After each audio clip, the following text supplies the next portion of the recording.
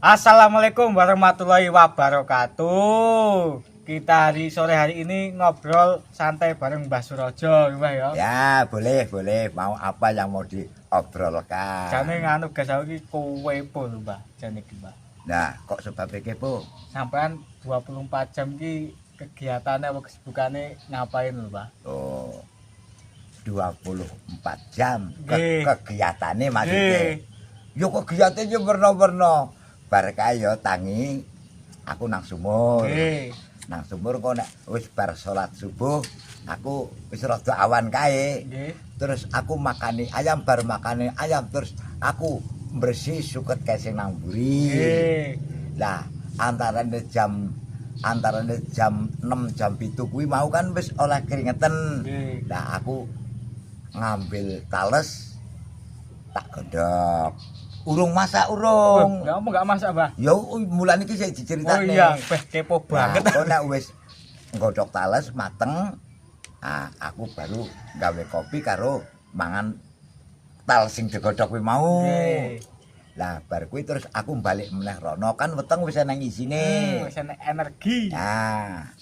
Lah sakwise kuwi wayah istirahat awan.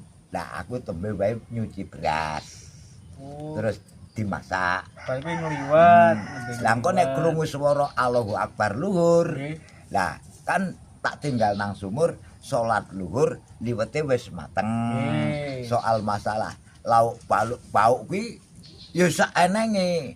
Eneng sambel ya sambel, Nggih. iwak asin ya iwak asin. Misale upamane arep olah super mie ya super mie ngono kuwi. Sak sukane aku ngono kuwi. Ora dikudokke diharuske harus gawe lawuh ngene ora.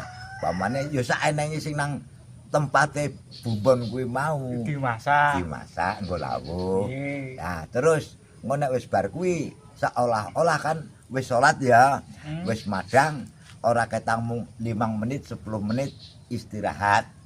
Nggih. Nah, istirahat terus rampung mangkat mbaleni kerjaan mau. Ya bersih-bersih kenang mburi kan urung rampung. Lah oleh sak lerenan aku bali gawe wedang. Kopi. Ora nganu Mbah, ora mangan-mangan anu enggak. Ora urung. Lah barang wis terus iki dina iki mau bar wis krungu Allahu Akbar aku salat ngasar terus yo urung madang karo nginum kopi kae ngene iki. Nggih. Dadi wis kadung adus ngene iki arep ndemek-ndemek epring ngene iki wis rasane mengko adus meneh gatel sih soalé lah wis ora usah ndemek gampang sesuk meneh ngene kuwi. Mulane istilah iki pegawean Mbah iki sejatine apa piye ya ngarani ora kursi akeh tapi ya werna-werna sing Kerjani. Nah. Soale bukti nyatane ya bar tangi bar salat subuh kae mau terutama genah nyekel sapu. Yo Nyapu. nyapu. Bar kuwi bekakas sing bar nggo madang sorene pating blarahan nang gelas nang piring isah-isah. Isahi. Ya mung genah kur dhewe Mbah ya. Rampung ya kuwi terus aku mangkat nang mburi. Mulane ora rampung-rampung sebabe apa? Sebabe mrono mrene ijen dadi ki ya rono njaluk dicekel kene ya njaluk dicekel ndak dicemek ngono maksude. Wira-wiri Mbah ya. Dadi kesel mulane iki mau urung sida tak gapit sebabe rasane kesel dasare ya wis adus lah wis gampang sesuk Lah iya. meneh kuwi ngono kuwi. Kapitane lho Mbah. Ya wis gapit oleh sesuk nek aku nek anu gapitane cocok aku wis seneng. Ya yo cocok guys peh. Ya iya. Nganu kapit Iya. dilangkep-langkep lho Mbah. Nah, iya ngono. Karo dene saiki iki pakune yo juga urung tuku ya sesuk aku tak golek paku. Nah, Nggo gawe. iki mau nandur apa Mbah? Iki mau nutukake nandur tales kae ya. Soale kae tak tanduran tales sing kuwi kan isih kurang cara-carane kurang sebaris meneh kae tak tanduri. Karo ngenteni bibite soale ora bibite sekali langsung akeh, ngenteni sing thukulane gedhe engko dijiko terus ditandur meneh kan ngono kuwi. Ternyata bibit iki inden, guys. Kuwi. Jadi nunggoni sing jebul-jebul lho. Jadi iki nunggoni bibit sing anakan Mbah ya. Anakan ya sing anakan. Kuwi anggere anak-anakane pirang ngono, Mbah? Sekali sak wit iki pira? Ora mesti kadang-kadang ana 10, kadang-kadang ya 5. Ngono kuwi. Cara didol apa ya payu Mbah anakane, Mbah?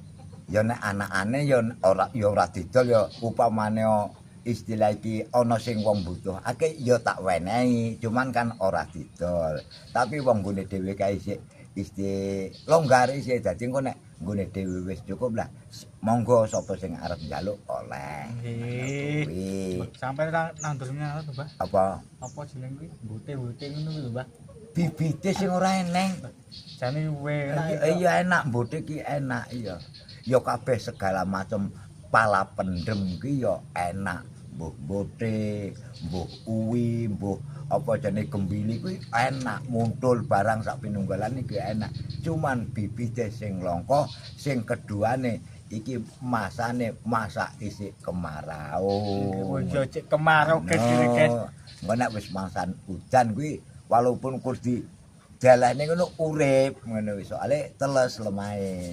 Bukti nyatane lha iki lho garing iki kaya ngene iki. Iya iki.